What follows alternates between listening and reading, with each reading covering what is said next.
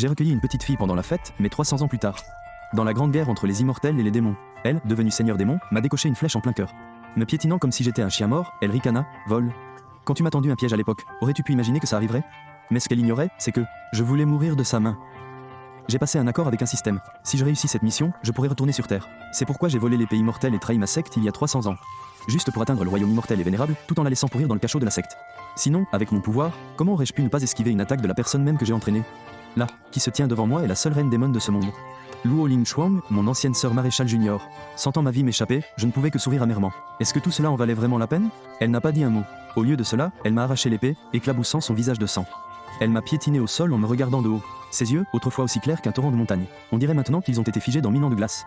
Mais tout au fond de cette glace, il y avait un léger tremblement, presque imperceptible. Chinayan, as-tu un dernier mot?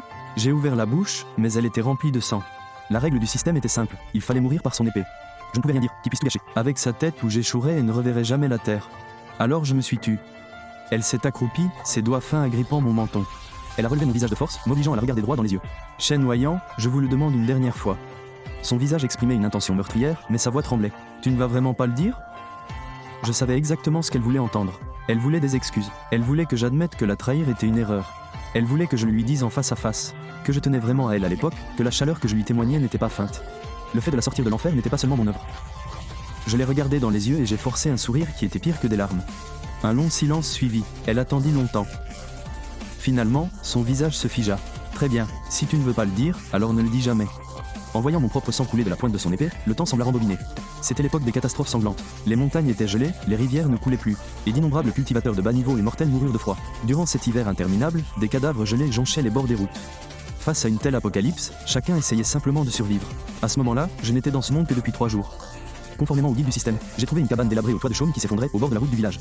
Dès que j'ai poussé la porte, je l'ai vue, une petite silhouette recroquevillée dans un coin. Enveloppée dans un sac de toile déchiré. Elle était si petite que je pouvais la soulever d'une seule main. Elle était couverte d'engelures et de contusions, sa respiration était si faible que je la sentais à peine. Quand j'ai craqué et que je l'ai serrée dans mes bras, elle était légère comme une feuille morte. N'aie pas peur, je t'emmène avec moi. La petite fille ne réagit pas. Mais dès que je l'ai prise dans mes bras, sa main a instinctivement agrippé le coin de mes vêtements. Elle s'accrochait désespérément, comme une personne qui se noie et qui s'agrippe à son dernier morceau de bois flotté. J'ai découvert son passé plus tard. Son nom était Luo Ling Chuang. Sa mère est morte à sa naissance et le village l'a chassée, alors qu'elle n'avait que 5 ans. Vivant tout au fond d'un monde encore plus cruel que le monde de la culture. Se battre chaque jour contre des chiens sauvages pour se nourrir et dormir dans des cabanes au bord de la route. Honnêtement, je ne sais pas comment elle a pu survivre jusqu'à mon arrivée.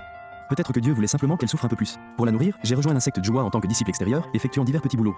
Balayer, couper du bois, transporter des pierres spirituelles, nettoyage des fours alchimiques, nourrissage des bêtes spirituelles. J'ai tout fait, 24 heures, 24 et 7 j, 7. Si je ne dormais pas, je travaillais. La paye était misérable, à peine suffisante pour acheter du grain et du tissu bon marché.